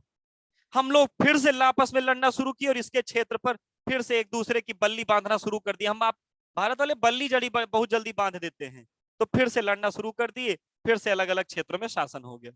तो दूसरा आक्रमण हुआ गजनवी का। फिर इसके बाद इसी गजनी क्षेत्र में एक और संप्रदाय था, एक और क्षेत्र था, गोर क्षेत्र। गोर का मतलब गौरी वाला क्षेत्र। और तीसरा मुस्लिम आक्रमण हुआ मोहम्मद गौरी का। किसका? मोहम्मद गौरी का। मोहम्मद गौरी ने सन 1075 से, यानी 1075 से लेकर के 1175 है, 1175 से 1206 तक भारत में लगातार आक्रमण किया और शासन किया। इसने लगातार जो आक्रमण किए, कई सारे युद्धों में हारा भी, लेकिन इसने 3 बड़े युद्ध लड़े थे। सबसे पहले इसने जो युद्ध लड़ा था वो 1191 में लड़ा था, जिसका नाम था तराइन का प्रथम युद्ध। कौन सा? तराइन का प्रथम युद्ध, जो गौरी और चौहान के बीच में लड़ा गया था, पृथ्वीराज चौहान के बीच में। और पृथ्वीराज चौहान ने इसमें बहुत बुरी तरीके से गौरी को मार के हराया था। गौरी फिर भी पर इसका मनोबल नहीं टूटा। 1192 में फिर इसने लड़ाई लड़ी, तराइन का द्वितीय युद्ध। द्वितीय युद्ध, गौरी और फिर से पृथ्वीराज चौहान। लेकिन इस बार पृथ्वीराज चौहान के अगेंस्ट में एक और व्यक्ति जाकर के गौरी से मिल गया था, जिसका नाम था जयचंद। और जयचंद और गौरी ने मिल करके पृथ्वीराज चौहान को हराया और बंदी बना लिया। और तीसरा इसने एक युद्ध लड़ा था 1194 में। कौन सा? चंदावर का युद्ध। कौन सा? चंदावर का युद्ध, जो किसके किसके बीच में लड़ा गया था? जो लड़ा गया था पता है किसके किसके बीच में? गौरी और जयचंद। गौरी और जयचंद, यही वो 3 बड़े युद्ध थे जिस युद्ध ने भारत के वास्तविक स्वामी इस्लामिक ताकतों को दे दिया, यानी भारत में इस्लाम धर्म की स्थापना करा दी। क्योंकि चौहान उस समय सबसे बड़े राजा थे पूरे भारतीय क्षेत्र के, पूरे भारतीय कुनबे के। और चौहान के हारते ही पूरा उत्तर भारत का बेल्ट लगभग लगभग इस्लामिक हुकूमत के पास चला गया और भारत में इस्लामिक हुकूमत की स्थापना करने का श्रेय किसको दिया जाता है? मोहम्मद गौरी को। किसको? मोहम्मद गौरी को। इतनी बात कितने लोगों को नहीं समझ में आई? आ रही कि नहीं आपको? नहीं आ रहा है समझ में? जितने लोग भी हैं उनको समझ में आ रहा है कि नहीं? मोहम्मद बिन कासिम का आक्रमण, मोहम्मद बिन कासिम के बारे आगे आगे बढ़े तो महमूद गजनबी का आक्रमण, महमूद गजनबी के आगे बढ़े तो महमूद गजनबी के आगे बढ़े तो मोहम्मद गौरी का आक्रमण। और मोहम्मद गौरी के तीन ये इस्लाम धर्म की हुकूमत का भारत में जो आक्रमण किया गया था उसके दो कारण थे, धन संपदा को लूटना और धर्म का प्रचार करना। आ रही बात? लेकिन ये धर्म का प्रचार करते करते कब स्वामी हो गए? क्योंकि भारत में आपसी फूट पड़ी थी, सभी राजा एक दूसरे से हराना चाहते थे। ठीक, इतनी क्लियर सर? Very good. आगे बढ़े, देखिएगा। ये तीन युद्ध लड़ लिया।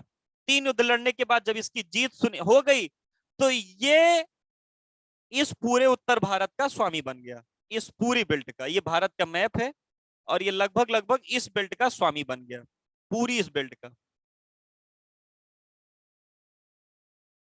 पूरा इस क्षेत्र का। ठीक। 1206 में इसकी मृत्यु हुई। 1206 में इसकी मृत्यु हुई। रुक जाओ भैया। ठीक। 1206 में इसकी मृत्यु हुई। किसकी मृत्यु हुई आप बताइए, उत्तर दीजिए। 1206 में किसकी मृत्यु हुई?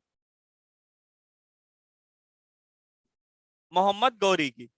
1206 में मृत्यु हुई किसकी? मोहम्मद गौरी की। जब मोहम्मद गौरी की मृत्यु हुई तो मोहम्मद गौरी के तीन गुलाम थे। गुलाम का मतलब कह लीजिए सेनापति। गुलाम एक अजीब शब्द है, लेकिन उस समय गुलाम को बंदगान कहा जाता था, जो उनके लिए मर मिटने के लिए तैयार होते थे। तो मोहम्मद गौरी के तीन बड़े गुलाम थे और कुछ लोगों ने नाम अभी बोला भी है उनका। जैसे सबसे पहले एक गुलाम का नाम था जिसको लाहौर क्षेत्र मिला था, उस गुलाम का नाम था कुतुबुद्दीन ऐबक। उसका नाम क्या था? कुतुबुद्दीन ऐबक। मोहम्मद गौरी ने दिल्ली किसको दिया था? कुबाचा को, उसका दूसरा गुलाम। और मोहम्मद गौरी ने बिहार किसको दिया था? बख्तियार खिलजी को। बिहार किसको दिया था मोहम्मद गौरी ने? बख्तियार खिलजी को। यानी इसके इसने मोहम्मद गौरी ने अपने तीनों सेनापतियों को जीते हुए क्षेत्र दे दिए। कुबाचा को दिल्ली, बख्तियार खिलजी को बिहार और कुतुबुद्दीन ऐबक को लाहौर। सबको दे दिया अलग अलग क्षेत्र। इन तीनों में सबसे बड़ा जो प्रतापी था, जो सबसे बड़ी लड़ाई झगड़े में आगे रहता था, कुतुबुद्दीन ऐबक। तो कुतुबुद्दीन ऐबक ने सबको अपना आधार बना, सबको अपने नीचे स्थापित करके एक नए वंश की स्थापना कर दी। और वो वंश पूरे भारत में जाना गया, जिस वंश का नाम क्या है? स्लेव डायनेस्टी, अर्थात गुलाम वंश। और उसके संस्थापक कौन है? कुतुबुद्दीन ऐबक। लेकिन अगर आपसे पूछ लिया जाए कुतुबुद्दीन ऐबक ने राजधानी क्या बनाई थी? लाहौर। दिल्ली राजधानी नहीं बनाई थी, लेकिन लाहौर बनाई थी। लेकिन कुतुबुद्दीन ऐबक के बाद जो अगला शासक गद्दी पर बैठे था, इल्तुतमिश, उसने राजधानी लाहौर से क्या बना दी थी? दिल्ली। तो आगे चल करके अब जितने लोगों का नाम हम लोग पढ़ेंगे वो सब किसमें पढ़े जाएंगे? दिल्ली सल्तनत के अंतर्गत। कोई पूछ रहा था कि नालंदा विश्वविद्यालय की स्थापना तो कुमार गुप्त के टाइम पीरियड में हुई थी, लेकिन उसको डिस्ट्रॉय किसने किया था? बख्तियार खिलजी ने। नालंदा विश्वविद्यालय को डिस्ट्रॉय किसने किया था, यानी खत्म किसने किया था? बख्तियार खिलजी ने। किसने? बख्तियार खिलजी ने। समझ पा रहे हैं कि नहीं? देखिएगा, मैं इतने ज्यादा नाम ले रहा हूं तो जाहिर सी बात है आपको कंफ्यूजन होना स्वाभाविक है।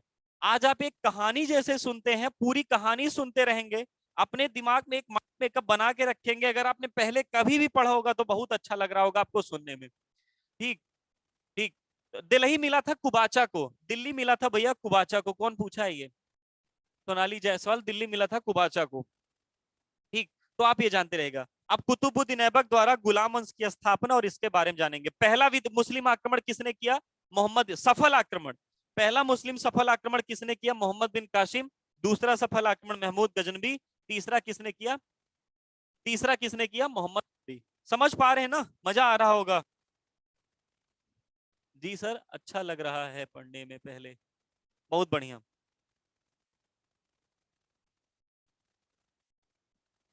अगर कोई पढ़ा होगा तो उसको और अच्छा लगेगा, नहीं पढ़े होंगे तो आपको केवल एक कहानी सुनिए, मजा आएगा आपको पूरी सुनने में।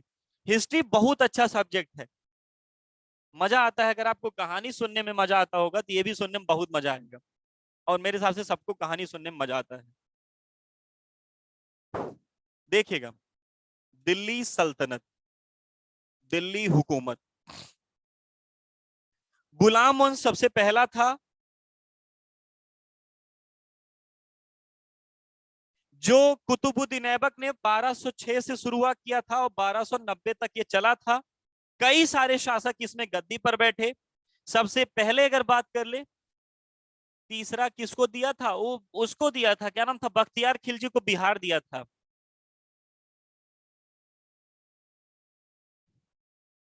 आ, नहीं समझ में आ रहा है क्या? समझ नहीं आ रहा है क्या?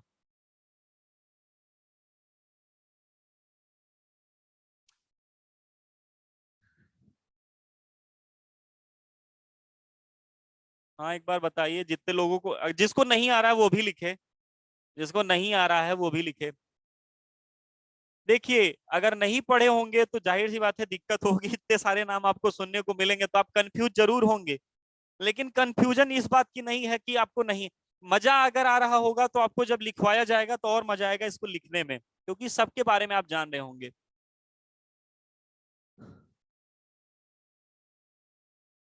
धस रहा है सुशील कुमार वर्मा, धसाइए भैया फिर, भगवान करे आपके अंदर और धसे। ठीक। देखिए, गुलाम वंश, गुलाम वंश के बाद दूसरे नंबर पे कौन सा था, तो खिलजी वंश। पद्मावत में मूवी सबने देखी होगी, तो उसमें खिलजी वंश के बारे में आपने पढ़ा होगा, जो 1290 से लेकर के 1320 तक शासन किया था दिल्ली पर। तीसरे नंबर पे अगर आपसे बात कर ले तो तुगलक वंश था। तुगलक वंश के बारे में अगर आपसे बात कर ले तो तुगलक वंश में 1320 से लेकर के 1414 तक शासन किया था। चौथे नंबर पे था जिसका नाम था सैयद वंश, और सैयद वंश जो चला था वो 1414 से लेकर के 1451 तक चला था। पांचवें नंबर पे था, दिल्ली की हुकूमत पर बैठा था, लोधी वंश। लोधी वंश 1451 से लेकर के 1526 तक चला था। इन सभी लोगों में कई सारे राजाओं के नाम आपको मिलेंगे, कई सारे राजाओं के नाम आपको मिले हैं। सर पढ़े नहीं है, कोई बात नहीं, धीरे धीरे आप पढ़ोगे तो मजा आएगा आपको पढ़ने में। इस बार आप पहली बार एक बार हिस्ट्री पढ़ के देखिएगा, बहुत अच्छा लगेगा आपको पढ़ने में। ठीक। गुलाम वंश की बात कर ली जाए तो कुतुबुद्दीन ऐबक इसका फाउंडर था। मैंने अभी कुतुबुद्दीन ऐबक के बारे में पूरी कहानी आपको बताई। फिर इसके बाद आराम शाह गद्दी पर बैठा। आराम शाह के बाद अगर आगे बात करें तो इल्तुतमिश गद्दी पर बैठा। इल्तुतमिश के बाद रुकिनुद्दीन फिरोज शाह, फिर रजिया सुल्तान, फिर बहराम शाह, फिर मसूद शाह, फिर नासरुद्दीन महमूद, फिर गयासुद्दीन बलबन, फिर कैकूबाद, फिर क्यूमर्स। कई सारे राजा गद्दी पर बैठे थे, लेकिन अभी इतने लोगों का नाम बता देंगे तो आप कंफ्यूज हो जाएंगे, इसलिए नाम आप केवल इधर देख लीजिए बस। गुलाम वंश, खिलजी वंश, तुगलक वंश, सैयद वंश, लोधी वंश। कई सारे लोग इसमें पूछे जाते हैं, अच्छे अच्छे क्वेश्चन बनते हैं, जैसे अलाउद्दीन खिलजी से बनता है, बलबन से बनता है, इल्तुतमिश से बनता है क्वेश्चन, रजिया सुल्तान से बनता है क्वेश्चन। हाँ ट्रिक है, लेकिन ट्रिक तब बताएंगे आपको, ट्रिक आपको तब बताएंगे जब लिखवाना शुरू कर देंगे। ट्रिक आपको हम तब बताएंगे आपको जब आपको लिखवाना शुरू कर देंगे। ठीक, अभी आप आज सुन लीजिए, लास्ट है सुनने का कहानी, कल से आ जाएंगे लिखने पे। यूरोपीय कंपनियों के आगमन पे, या आज ही से शुरू कर देंगे यूरोपीय कंपनियों का आगमन, बस 5 मिनट और। लोधी वंश में पहले शासक थे बहलोल लोधी, क्योंकि इनका नाम पढ़ना है आपको।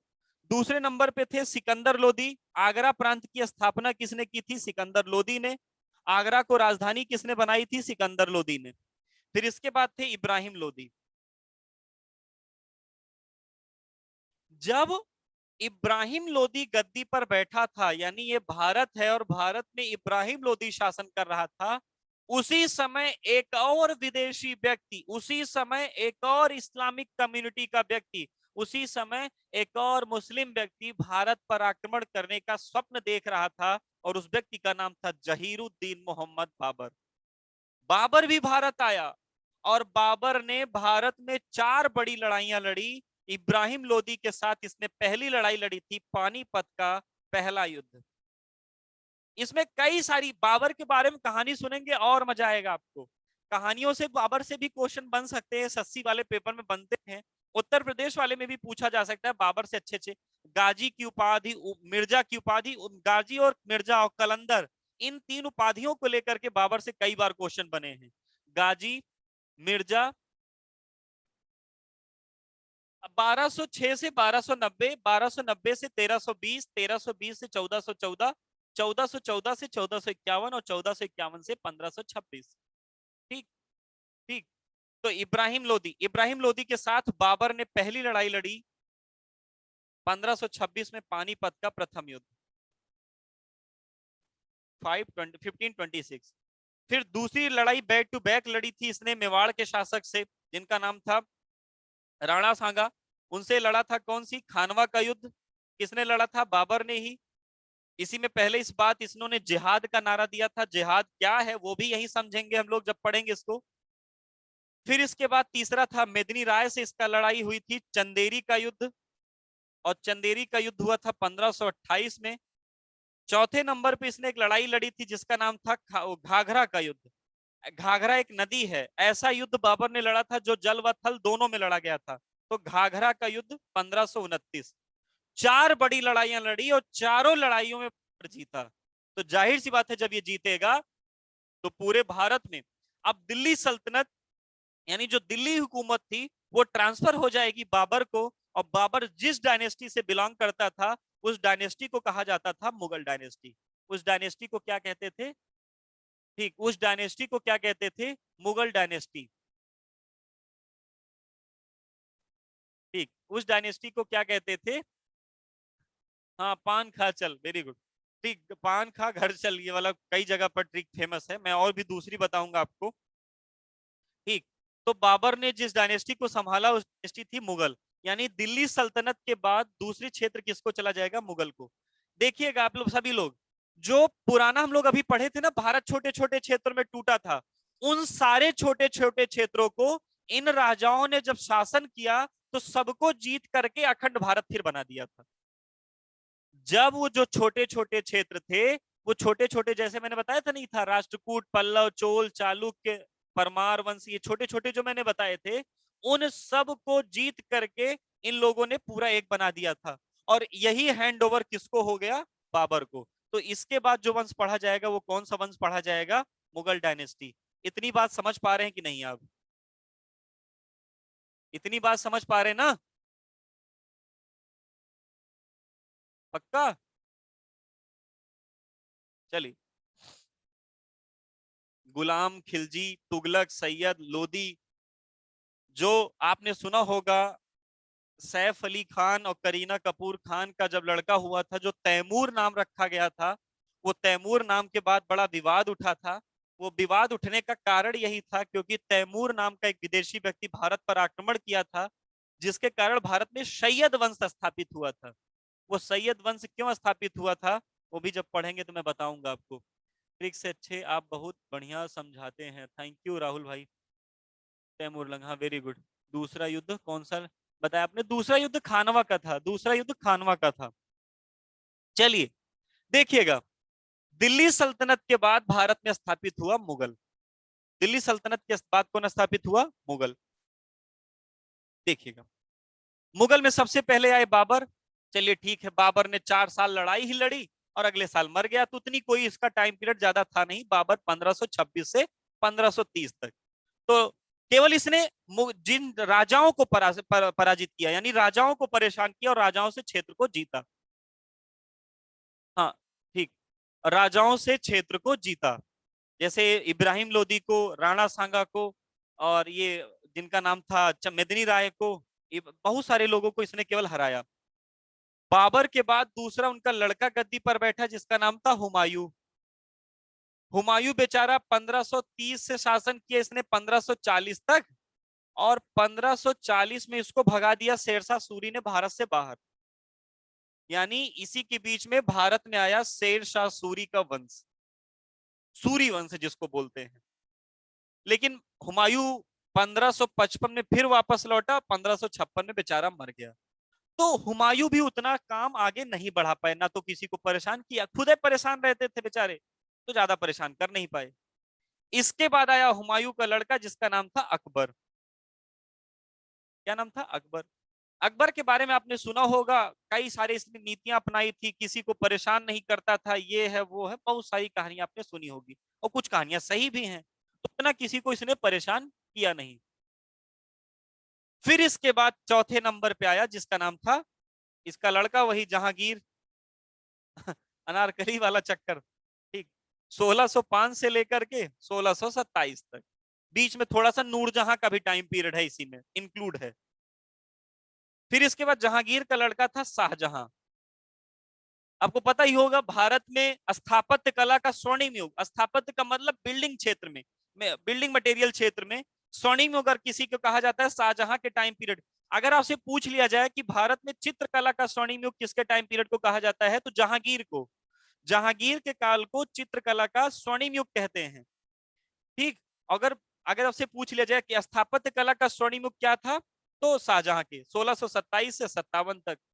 बीबी के चक्कर में ही बेचारा परेशान रहता था, तो उतना किसी को परेशान, शाहजहां इकलौता, बाकी सारे राजा तो जोड़ते थे क्षेत्र को, शाहजहां एक ऐसा राजा था जिसके क्षेत्र में कांधार काबुल भारत से निकल गया था, यानी दूसरे कोई कब्जा कर लिए, तो उतना इसका कोई ध्यान नहीं था किसी को परेशान करने में।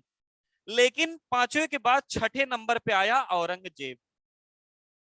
और जानते हैं औरंगजेब ने 1657 से लेकर के 1707 तक शासन किया। आप बताइए, ध्यान से सुनिएगा, अभी तक जितने लोग थे उन लोगों ने किसी को परेशान नहीं किया था, लेकिन जब औरंगजेब आया तो औरंगजेब ने धर्म को आधार बनाया। औरंगजेब ने, हाँ, बाप को भी कैद में किया था औरंगजेब ने, और धर्म को आधार बनाकर शासन किया। एक किसी न किसी वही गलती इसने किया जो अशोक ने की थी। तो धर्म को आधार बनाकर जब कोई क्षेत्र का शासन चलेगा, तो जाहिर सी बात है हम लोग हर चीज, यानी कोई भी व्यक्ति हर चीज सह सकता है, लेकिन कहीं ना कहीं वो अपने धर्म को लेकर के कट्टर होता है। जब आप उसके धर्म को आघात करोगे तो कहीं ना कहीं आपका सपोर्ट करना बंद कर देगा।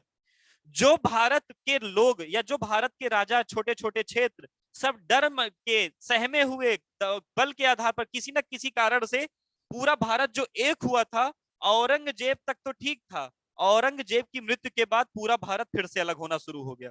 जैसे जैसे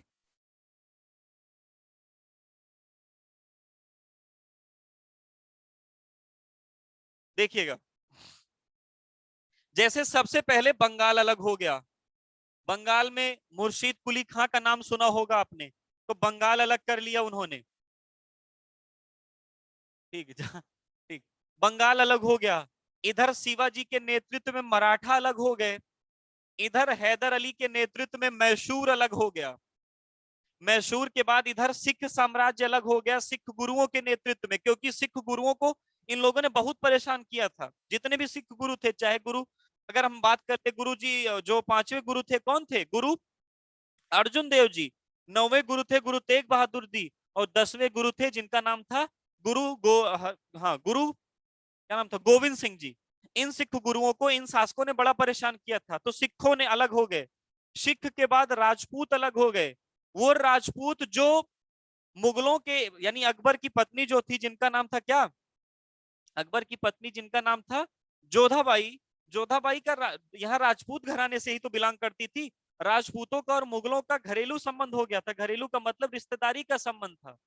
तो पहले जो, हाँ, पहले जो एक दूसरे के रिश्तेदार थे वो आगे चल करके वो लोग भी अलग हो गए, यानी पूरा भारत फिर छोटे छोटे कुंबों में टूटता चला गया। और औरंगजेब के बाद जितने भी मुगल सम्राट गद्दी पर बैठे, किसी ने इनको सपोर्ट ही नहीं किया। और इतिहास गवाह है कि जब जब भारत टूटा है, तब तब आप जानते रहिएगा दूसरे ताकतों ने आक्रमण किया है। इधर ये लोग टाइम पीरियड, यानी औरंगजेब के बाद मुगलों का टाइम पीरियड खत्म हो रहा था, ये छोटे छोटे राजा अलग हो रहे थे, यानी सभी क्षेत्र अलग अलग हो रहे थे, और यहीं पर विदेशी कंपनियों का भी आगमन हो रहा था। विदेशी कंपनियों का मतलब सबसे पहली कौन सी कंपनी आई थी? तो सबसे पहली कंपनी आई थी पुर्तगाली, यानी पुर्तगाल से लोग आए थे। दूसरे नंबर पे कंपनी आई थी डच। तीसरे नंबर पे आए थे तीसरे नंबर पे आए थे अंग्रेज। चौथे नंबर पे आई थी डेनिश। और पांचवें नंबर पे आई थी फ्रांसीसी। इन 5 कंपनियों में कहीं पार हो रहा था, कहीं पर आपसी झगड़ा हो रहा था, कहीं पर सारी चीजें चल रही थी। लेकिन आपसी झगड़े में इन लोगों ने, जब पांचों कंपनियों में जो राइवलरी थी, जो रंजिश थी, वो आपस में 5 थी। यानी कंपटीशन अपनों के बीच में होता है। ये ना तो इन भारतीय लोगों को परेशान करते थे, ना तो किसी से मतलब रखते थे। इनकी रंजिश आपस में थी। और इन पांचों कंपनियों की जब झगड़ा हुआ तो सबसे आगे कौन बढ़ी थी? अंग्रेजी कंपनी। और अंग्रेजी कंपनी जब आगे बढ़ी तो भारत में इसने देखा कि मुगलों की पकड़ कमजोर हो रही है, छोटे छोटे राजा अलग हो रहे हैं। तो ये अंग्रेजी कंपनी जो पहले केवल व्यापार के लिए आई थी, वो धीरे धीरे किस में कन्वर्ट हो गई? शासन करने की इकाई में कन्वर्ट हो गई। और जबरन विवश करके पूरे भारतीय क्षेत्रों पर धीरे धीरे इसने कब्जा करना शुरू किया। अंग्रेजों द्वारा लड़ा गया 2 प्रमुख युद्ध जिसने अंग्रेजों को भारत का स्वामी बनाया था, वो 2 बड़े युद्ध थे। प्लासी का युद्ध, अंग्रेजों द्वारा लड़ा गया 2 बड़ा युद्ध जिसमें अंग्रेजों ने भारत की हुकूमत प्राप्त की थी। उसमें पहला था प्लासी का युद्ध और दूसरा था बक्सर का युद्ध। प्लासी का युद्ध लड़ा गया था 23 जून सन 1757 को, और बक्सर का युद्ध लड़ा गया था 1764 को। यही 2 युद्ध थे। ठीक नहीं, अंग्रेज और ब्रिटिश एक ही हैं, अंग्रेज और ब्रिटिश एक ही हैं भैया अर्पित। प्लासी और बक्सर 2 ऐसे युद्ध थे जिसने अंग्रेजों को भारत की हुकूमत दे दी, भारत का स्वामी बना दिया। और जब अंग्रेजों के पास ये सत्ता पहुंची तो अंग्रेजों ने इसको भरपूर तरीके से, अंग्रेजों ने इसका भरपूर तरीके से अपने में पहले तो शासन किया। शासन करने के बाद टैक्स की उगाही की, पैसा वसूला। जब टैक्स वसूला, पैसा वसूला, हम लोगों को, हमारे क्षेत्रों को कब्जा कर लिया, हमारे राजा महाराजा को मार पीट के भगाना शुरू कर दिए। उसी दौरान फिर कुछ लोगों ने नेतृत्व उठाया और भारत को आजाद कराने के लिए पहले 1857 का विद्रोह हुआ। और 1857 के विद्रोह के बाद कई सारी पार्टियां स्थापित होती हैं और धीरे धीरे फिर भारत को आजादी दिलाई जाती है। कल से जो हमारा टॉपिक होगा वो यहीं से होगा। मुगल सम्राट का अंतिम समय जो चल रहा था वो मुगल, उत्तरवर्ती मुगल सम्राट से शुरू करेंगे हम लोग, प्लस विदेशी कंपनियों का आगमन। हेडिंग हम लोगों की आधुनिक भारत रहेगी। लगभग 7 दिन के अंतर्गत हम लोग पूरा आधुनिक भारत खत्म करेंगे 7 या 8 दिन में। जिसमें 1 डे की एग्जामिनेशन के हिसाब से बात करें तो एक भी क्वेश्चन बाहर नहीं होगा इन 7-8 दिनों में। तो रेगुलर बने रहिएगा। कल से हम लोग आधुनिक भारत की शुरुआत करेंगे, सभी लोग आइएगा। यूरोपीय नहीं, अभी तो नहीं, कल से शुरुआत करेंगे, हाँ शुरू से एकदम। कल से आज आप हेडिंग बना दीजिएगा, आधुनिक भारत और यूरोपीय कंपनियों का आगमन। आधुनिक भारत और यूरोपीय कंपनियों का आगमन कल से शुरू किया जाएगा बढ़िया तरीके से। पूरी कंपनियों का आगमन, उनकी फैक्ट्री कहां पर थी। हाँ, कोई बात नहीं, आज वाला छूट गया, कोई दिक्कत नहीं है। ठीक, आपको यूट्यूब पे हो सकता है मिल जाए क्लास ये, तो किसी का छूटेगा नहीं। मैं पहले आधुनिक भारत पढ़ाऊंगा, फिर मध्यकालीन भारत पढ़ाऊंगा, फिर प्राचीन भारत पढ़ाऊंगा। उल्टे क्रम में मैं चलता हूं हमेशा। ठीक, तो कल से आपको आधुनिक भारत की क्लास मिलेगी। आप लोग एक बार पढ़ के आएगा, लूसेंट होगा, कोई यूनिक होगी, कोई भी बुक होगी।